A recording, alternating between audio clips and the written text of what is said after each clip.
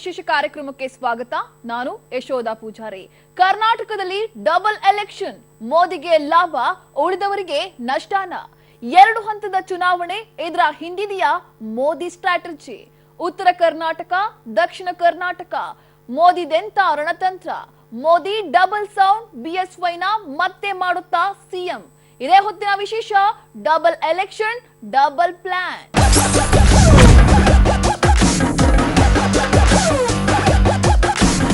ಮಹಾಸಮರಕ್ಕೆ ಮುಹೂರ್ತ ಫಿಕ್ಸ್ ಆಗಿದೆ. ಕರ್ನಾಟಕದಲ್ಲಂತೂ double election, ಅದರಲ್ಲೂ ಉತ್ತರ ಕರ್ನಾಟಕ ಮತ್ತು ದಕ್ಷಿಣ ಕರ್ನಾಟಕ ಅಂತ ವಿಭಜಿಸಿಯೇ 2 ಹಂತದ ಚುನಾವಣೆ ಘೋಷಿಸಲಾಗಿದೆ. ಈ ಡಬಲ್ ಎಲೆಕ್ಷನ್ ನಿಂದ ಯಾರಿಗೆ ಲಾಭವೋ ಯಾರಿಗೆ ನಷ್ಟವೋ ಏನೋ ಗೊತ್ತಿಲ್ಲ. ಆದ್ರೆ ಮೋದಿಗೆ ಮಾತ್ರ ಇದು ಜಾಕ್ಪಾಟ್ ಎನ್ನಲಾಗ್ತಿದೆ. 2 ಬಾರಿ ಆಯೋಜಿಸಿರೋ ಚುನಾವಣೆಯಲ್ಲೂ ಮೋದಿ ಸ್ಟ್ರಾಟಜಿ ಮಾಡ್ತಿದ್ದಾರಂತೆ. ಉತ್ತರ ಮತ್ತು ದಕ್ಷಿಣದಲ್ಲಿ ನಡೀತಾ ಇರೋ 2 ಚುನಾವಣೆಯ ಹಿಂದೆ ಮೋದಿಯ ರಣತಂತ್ರವೇ ಅಡಗಿದೆ ಎನ್ನಲಾಗ್ತಿದೆ. ಯಾವುದು ಆ ರಣತಂತ್ರ? ಇಲ್ಲಿದೆ ನೋಡಿ. ಕರ್ನಾಟಕದಲ್ಲಿ ಡಬಲ್ ಎಲೆಕ್ಷನ್, ಮೋದಿಗೆ ಲಾಭ, ಉಳಿದೋರಿಗೆ ನಷ್ಟನ? 2 ಹಂತದ ಚುನಾವಣೆ, ಇದರ ಹಿಂದಿದ್ಯಾ ಮೋದಿ ಸ್ಟ್ರಾಟಜಿ? ಉತ್ತರ ಕರ್ನಾಟಕ, ದಕ್ಷಿಣ ಕರ್ನಾಟಕ, ಮೋದಿದೆಂಥ ರಣತಂತ್ರ? ಮೋದಿ ಡಬಲ್ ಸೌಂಡ್, ಬಿಎಸ್ವೈನ ಮತ್ತೆ ಮಾಡುತ್ತಾ ಸಿಎಂ? ಎದುರು ನೋಡ್ತಿದ್ದ ಲೋಕಸಭಾ ಚುನಾವಣೆ ಇದೀಗ ಕಣ್ಣ ಮುಂದೆಯೇ ನಿಂತಿದೆ. ಎಲ್ಲಾ ಪಕ್ಷಗಳು ಈಗ ಸಮರಕ್ಕೆ ಸನ್ನದ್ಧವಾಗ್ತಿವೆ. ಈ ಬಾರಿ ಮೋದಿಯನ್ನ ಕಟ್ಟಾಕೋಕೆ ಭಾರಿ ರಣತಂತ್ರ ಹಾಗೂ ಕಸರತ್ತುಗಳನ್ನ ನಡೆಸಲಾಗ್ತಿದೆ. ಇನ್ನು ಕರ್ನಾಟಕದಲ್ಲಂತೂ ಮೈತ್ರಿ ಪಕ್ಷಗಳು ಬಿಜೆಪಿಯನ್ನ ಲೋಕಸಭಾ ಚುನಾವಣೆಯಲ್ಲೂ ಸೋಲಿಸೋಕೆ ಉತ್ಸಾಹದಲ್ಲಿವೆ. ಆದರೆ ಈ ಮಧ್ಯೆ ಕರ್ನಾಟಕದಲ್ಲಿ ಏಪ್ರಿಲ್ 23ರಂದು ಚುನಾವಣೆ ನಡೆಯಲಿದೆ. 2 ಹಂತದಲ್ಲಿ ಚುನಾವಣೆ ನಡೆಯಲಿದೆ. ಹೀಗೆ 2 ಹಂತದ ಚುನಾವಣೆ ಹಿಂದೆ ಮೋದಿಯದ್ದು ಬೇರೆ ಪ್ಲಾನೇ ಅಡಗಿದೆ.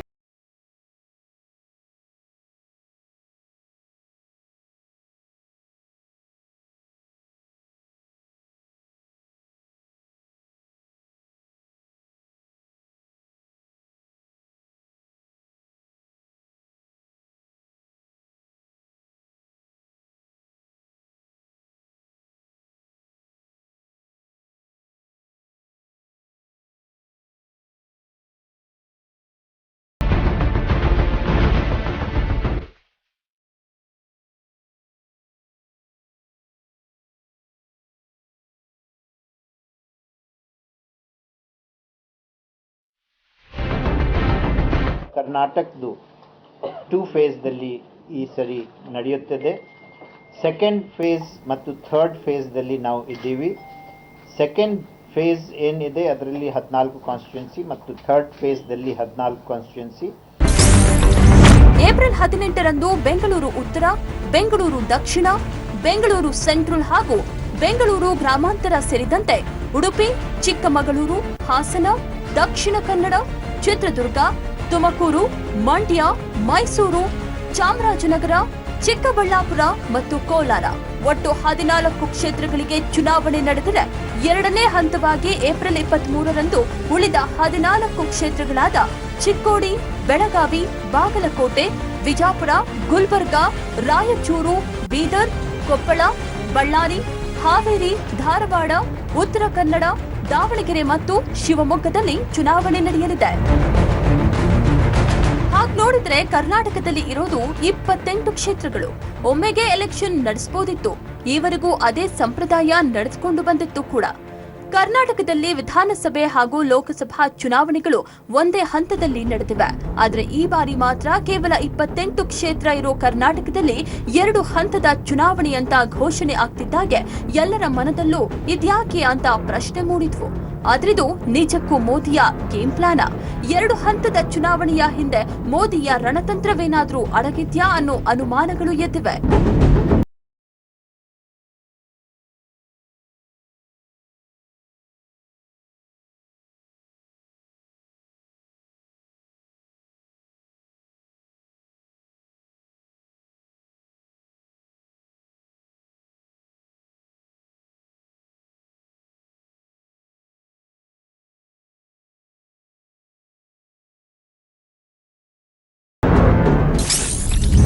ಯಾರಿಗೆ ಲಾಭ, ಯಾರಿಗೆ ನಷ್ಟ, ಮುನ್ನೆಲೆಗೆ ಬಂತು ವಿಚಾರ. ಮೊದಲೇ ಹೇಳಿದಾಗೆ ಕರ್ನಾಟಕದಲ್ಲಿ 2 ಹಂತದ ಚುನಾವಣೆ ಅಂತಿದ್ದಾಗೆ ರಾಜ್ಯದ ಜನರ ತಲೆಯಲ್ಲಿ ಹುಳ ಬಿಟ್ಟಂತಾಗಿದೆ. ಇದ್ದಕ್ಕಿದ್ದ ಹಾಗೆ ಯಾಕೆ 2 ಹಂತದಲ್ಲಿ ಚುನಾವಣೆ ನಡೆಸುತ್ತಿದ್ದಾರೆ ಅನ್ನೋ ಪ್ರಶ್ನೆ ಪ್ರತಿ ಕನ್ನಡಿಗನಲ್ಲೂ ಹುಟ್ಟಿಕೊಂಡಿದೆ. ಅಷ್ಟೇ ಅಲ್ಲ, ಈ 2 ಹಂತದ ಚುನಾವಣೆಯಲ್ಲಿ ಯಾರಿಗೆ ಲಾಭ ಯಾರಿಗೆ ನಷ್ಟ ಅನ್ನೋದರ ಚರ್ಚೆ ಆರಂಭವಾಗಿದೆ. ಅಷ್ಟೇ ಅಲ್ಲ, ಇದರ ಹಿಂದೆ ಮೋದಿದೇನಾದ್ರೂ ತಂತ್ರ ಅಡಗಿದ್ಯಾ ಅನ್ನೋದು ಕೂಡ ಸಣ್ಣ ಅನುಮಾನ ಮತದಾರರಲ್ಲಿ ಮಾತ್ರವಲ್ಲ, ಎಲ್ಲ ಪಕ್ಷದ ಮುಖಂಡರು ಮತ್ತು ಕಾರ್ಯಕರ್ತರಲ್ಲೂ ಹೊಕ್ಕಿದಂತಾಗಿದೆ.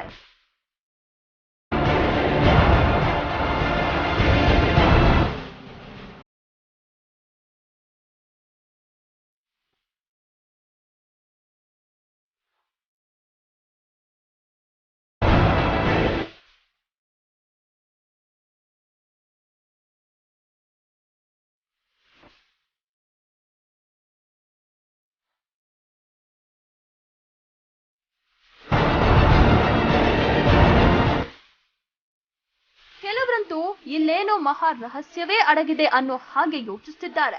ಇರೋದು 28 ಕ್ಷೇತ್ರ, ಅದನ್ನ ವಿಂಗಡಿಸಿ 2 ಹಂತದಲ್ಲಿ ಚುನಾವಣೆ ನಡೆಸೋದ್ರ ಹಿಂದೆ ಬೇರೆಯದೇ ಲಾಜಿಕ್ಕು ಇರಬೇಕು ಅಂತ ಅವರೇ ಇಲ್ಲ ಸಲ್ಲದ ಲೆಕ್ಕಾಚಾರ ಹಾಕೋಕೆ ಶುರುವಾಗಿದೆ. ಇನ್ನು ಕೆಲವರಂತೂ ಇದು ಮೈತ್ರಿ ಪಕ್ಷಗಳಿಗೆ ಲಾಭ ಅಂತ ಹೇಳ್ತಿದ್ರೆ, ಮತ್ತೆ ಕೆಲವರು ಇಲ್ಲ ಬಿಜೆಪಿಗೆ ಇದರಲ್ಲಿ ಹೆಚ್ಚು ಲಾಭ ಅಂತಿದ್ದಾರಂತೆ. ಆದ್ರೆ ಕೆಲ ಮೂಲಗಳ ಪ್ರಕಾರ ಮೋದಿಗೆ ಹೆಚ್ಚು ಲಾಭ ಎನ್ನಲಾಗ್ತಿದೆ.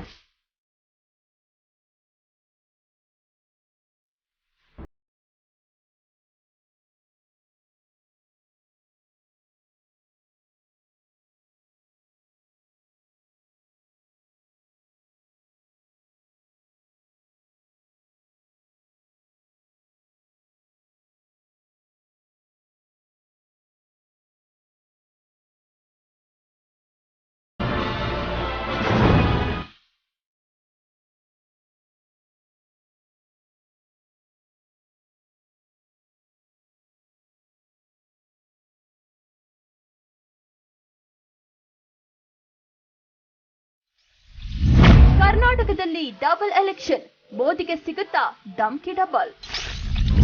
ಅಲ್ಲೊಂದು ಬಾರಿ ಇಲ್ಲೊಂದು ಬಾರಿ, ಏನಿದೆ ಮೋದಿ ಲಾಜಿಕ್? ಕರ್ನಾಟಕದಲ್ಲಿ ಡಬಲ್ ಎಲೆಕ್ಷನ್ ನಡೆಸೋದ್ರಿಂದ ಮೋದಿಗೇನಾದ್ರೂ ಧಮ್ಕಿ ಡಬಲ್ ಮತ ಸಿಗೋ ಅವಕಾಶವಿದ್ಯಾ? ಇದರಿಂದ ಮೋದಿಗೇನೆ ಹೆಚ್ಚು ಲಾಭ ಆಗಲಿದ್ಯಾ? ಹಾಗಾದ್ರೆ ದೋಸ್ತಿ ಪಕ್ಷಗಳಿಗೆ ಇದರಿಂದ ನಷ್ಟನ? ಉತ್ತರ ಕರ್ನಾಟಕದಲ್ಲೊಮ್ಮೆ ದಕ್ಷಿಣ ಕರ್ನಾಟಕದಲ್ಲೊಮ್ಮೆ ಚುನಾವಣೆ ನಡೆದ್ರೆ ಇಲ್ಲಿ ವರ್ಕೌಟ್ ಆಗೋದು ಮೋದಿ ಲಾಜಿಕ್, ದೋಸ್ತಿಗಳ ಗಿಮಿಕ್ಕ? ಹೀಗೆ ನಾನಾ ಚರ್ಚೆಗಳು ಕೂಡ ಆರಂಭವಾಗಿದೆ.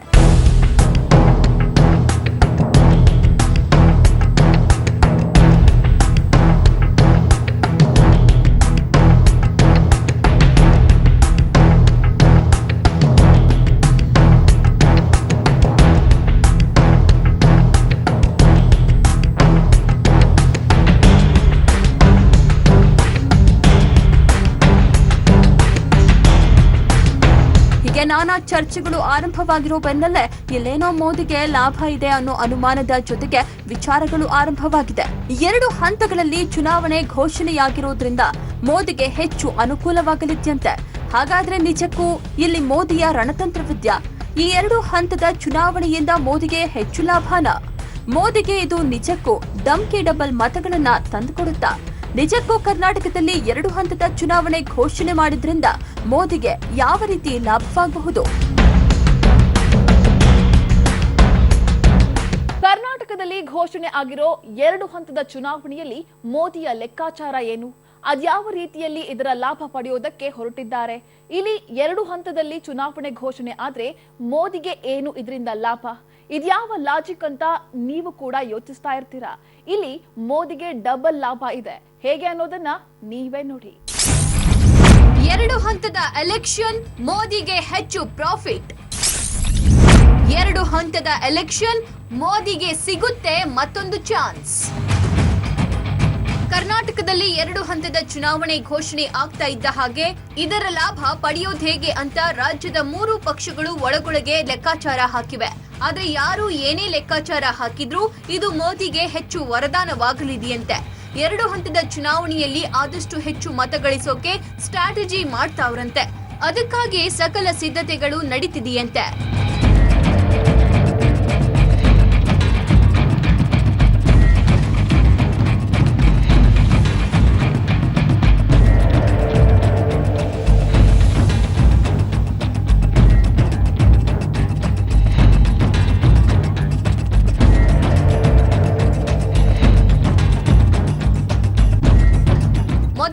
ಚುನಾವಣೆಯ ಕ್ಷೇತ್ರಗಳೆಲ್ಲ ದಕ್ಷಿಣ ಕರ್ನಾಟಕಕ್ಕೆ ಸೇರುತ್ತದೆ.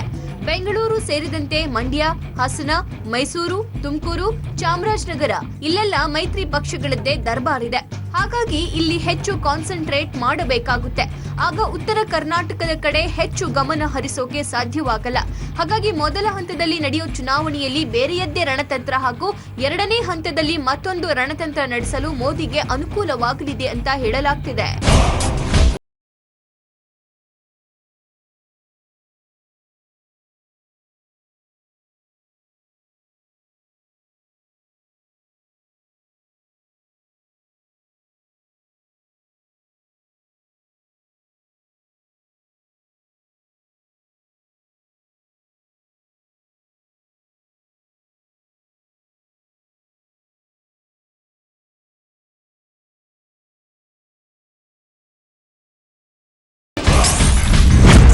ಕರ್ನಾಟಕದಲ್ಲಿ ಬಿಜೆಪಿ ಮತದಾರರೇ ಹೆಚ್ಚುವರಿ ಪ್ರಚಾರಕ್ಕೆ ಸಿಕ್ತು ಇನ್ನು 4 ದಿನಗಳು.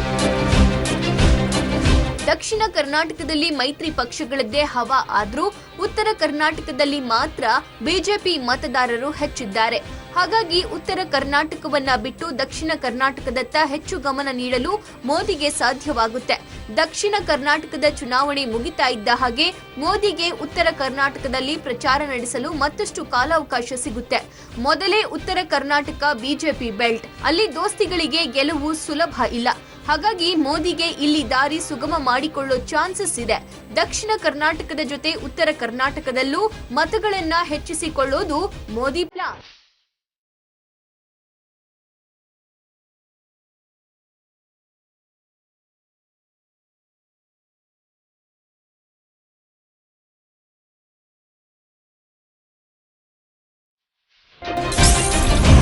ಮೋದಿ ಲಾಜಿಕ್, ವೈರಿಗಳಿಗೆ ಟೆನ್ಷನ್. ಮೋದಿ ಸ್ಟ್ರಾಟಜಿ, ದುಶ್ಮನ್ಗಳು ಶಾಕ್. ಸದ್ಯ ಕರ್ನಾಟಕದಲ್ಲಿ 2 ಹಂತದ ಚುನಾವಣೆ ಘೋಷಣೆಯಿಂದಾಗಿ ದೋಸ್ತಿಗಳಿಗೆ ಸ್ವಲ್ಪ ಟೆನ್ಷನ್ ಶುರುವಾಗಿದೆ. ದಕ್ಷಿಣ ಕರ್ನಾಟಕದಲ್ಲೇ ಮೊದಲ ಹಂತದ ಚುನಾವಣೆ ಇರೋದ್ರಿಂದ ಎಲ್ಲರೂ ಇಲ್ಲಿಯೇ ಹೆಚ್ಚು ಗಮನ ಹರಿಸೋದು ಸಹಜ.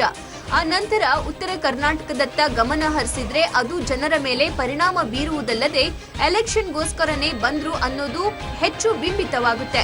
ಮೊದಲೇ ಸಿಎಂ ಮೇಲೆ ಉತ್ತರ ಕರ್ನಾಟಕಕ್ಕೆ ಏನೂ ಕೊಟ್ಟಿಲ್ಲ, ಎಲ್ಲ ಮಂಡ್ಯ, ಹಾಸನಕ್ಕೆ ಮಾಡ್ತಾರೆ ಅನ್ನೋ ಕೋಪ ಬೇರೆ ಇದೆ. ಹಾಗಾಗಿ ಇದು ಚುನಾವಣೆ ಮೇಲೆ ಹೆಚ್ಚು ಪರಿಣಾಮ ಬೀರಲಿದೆ. ಇಂಥ ಸಮಯದಲ್ಲೇ ಮೋದಿ ಈಗಾಗಲೇ 2 ಬಾರಿ ಉತ್ತರ ಕರ್ನಾಟಕಕ್ಕೆ ಬಂದು ಹೋಗಿದ್ದಾರೆ. ಸ್ಥಳೀಯ ಆಡಳಿತ ವಿರೋಧಿಸಿ ಅಬ್ಬರಿಸಿ ಹೋಗಿದ್ದಾರೆ. ಕುಮಾರಸ್ವಾಮಿನ ರಿಮೋಟ್ ಕಂಟ್ರೋಲ್ ಸಿಎಂ ಅಂತ ಟೀಕಿಸಿ ಹೋಗಿದ್ದಾರೆ. ಇದೆಲ್ಲ ನಾಳೆ 2ನೇ ಹಂತದ ಚುನಾವಣೆಯಲ್ಲಿ ಮೋದಿಗೆ ಹೆಚ್ಚು ಲಾಭವಾಗಿ ದೋಸ್ತಿಗಳಿಗೆ ಹೆಚ್ಚು ನಷ್ಟ ಉಂಟಾಗಬಹುದು ಅಂತ ಹೇಳಲಾಗ್ತಿದೆ.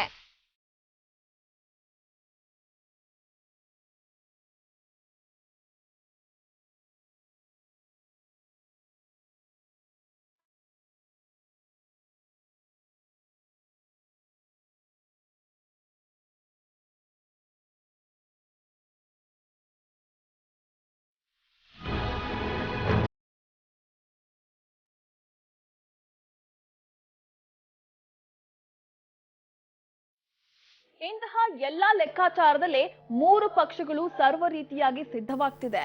ರಾಜ್ಯದಲ್ಲಿ ಬಿಜೆಪಿ, ಕಾಂಗ್ರೆಸ್, ಜೆಡಿಎಸ್ ಅದ್ಯಾವ ಆಧಾರದ ಮೇಲೆ ಚುನಾವಣೆಗೆ ರೆಡಿ ಆಗ್ತಿದ್ದಾರೆ? ಈ ಲೋಕ ಚುನಾವಣೆಯಲ್ಲಿ ಯಾವುದನ್ನ ಬಂಡವಾಳವಾಗಿಟ್ಕೊಂಡು ಚುನಾವಣೆ ಎದುರಿಸಲು ಸಜ್ಜಾಗ್ತಿದ್ದಾರೆ? ರಾಜ್ಯದಲ್ಲಿ 3 ಪಕ್ಷಗಳು ತಮ್ಮದೇ ರೀತಿಯಾಗಿ ಲೋಕಸಮರಕ್ಕೆ ಅಣಿಯಾಗ್ತಾ ಇವೆ. 3 ಪಕ್ಷಗಳು ತಮ್ಮದೇ ರಣತಂತ್ರಗಳೊಂದಿಗೆ ವಿರೋಧಿಗಳನ್ನ ಕಟ್ಟಿಹಾಕಿ ಆ ಮೂಲಕ ರಾಜ್ಯದಲ್ಲಿ ಮಾತ್ರವಲ್ಲ ರಾಷ್ಟ್ರದಲ್ಲೇ ಸೌಂಡು ಮಾಡಲು ತುದಿಗಾಲಲ್ಲಿ ನಿಂತಿವೆ. ಆದ್ರೆ ಈ ಲೋಕ ಚುನಾವಣೆ 3 ಪಕ್ಷಗಳಿಗೂ ಅಷ್ಟು ಸುಲಭವಲ್ಲ. ಮೋದಿ ವರ್ಚಸ್ಸಿದ್ರು ರಾಜ್ಯದಲ್ಲಿ ಬಿಜೆಪಿ ಕಳೆಗುಂದಿದೆ. ಇನ್ನು ಕಾಂಗ್ರೆಸ್ ಮೈತ್ರಿ ಪಕ್ಷದ ಜೊತೆ ಹೆಣಗಾಡಿಕೊಂಡೇ ವಿರೋಧಿ ಪಾಳೆಯವನ್ನ ಎದುರಿಸಬೇಕಿದೆ. ಇನ್ನು ಜೆಡಿಎಸ್ ಇರೋ 3ರಲ್ಲೇ 6 ಸಂಪಾದಿಸೋಕೆ ಹವಣಿಸ್ತಾ ಇದೆ. ಯಾರ್ಯಾರು ಹೇಗೆ ತಯಾರಿ ನಡೆಸಿದ್ದಾರೆ ಅನ್ನೋದರ ಡೀಟೇಲ್ ಇಲ್ಲಿದೆ. ಬಿಜೆಪಿಗೆ ಮೋದಿಯೇ ಆಧಾರ, ಕಾಂಗ್ರೆಸ್ಗೆ ದೋಸ್ತಿಯೂ ಕಷ್ಟ, ವಿರೋಧಿಯೂ ಕಷ್ಟ. ಜೆಡಿಎಸ್ಗೆ 3 ಮುಕ್ಕಾಲು ಇಟ್ಕೊಂಡೆ ಪ್ರಧಾನಿಯಾಗೋ ತವಕ. ಇದು ರಾಜ್ಯದ 3 ಪಕ್ಷಗಳ ಸ್ಥಿತಿ. ಕೇಂದ್ರದಲ್ಲಿ ಬಿಜೆಪಿ ಸರ್ಕಾರವೇ ಇದ್ರೂ ರಾಜ್ಯದಲ್ಲಿ ಮಾತ್ರ ಬಿಜೆಪಿ ನಗೆಪಾಟಲಿಗೆ ಗುರಿಯಾಗಿದೆ. ಬಿಎಸ್ವೈ ಅಧಿಕಾರ ದಾಹಕ್ಕೆ ಮೇಲಿಂದ ಮೇಲೆ ಆಪರೇಷನ್ಗಳು ಠುಸ್ಸಾಗಿದೆ. ಆದ್ರೆ ಈಗ ಬಿಜೆಪಿ ಬಳಿ ಇರೋ ಒಂದೇ ಒಂದು ಅಸ್ತ್ರ ಅಂದ್ರು ಅದೇ ಪ್ರಧಾನಿ ಮೋದಿ. ಮೋದಿಯ ವರ್ಚಸ್ಸನ್ನೇ ಬಂಡವಾಳವಾಗಿಟ್ಟುಕೊಂಡು ಜನರ ಮುಂದೆ ಮತಯಾಚನೆ ಮಾಡಬೇಕಿದೆ.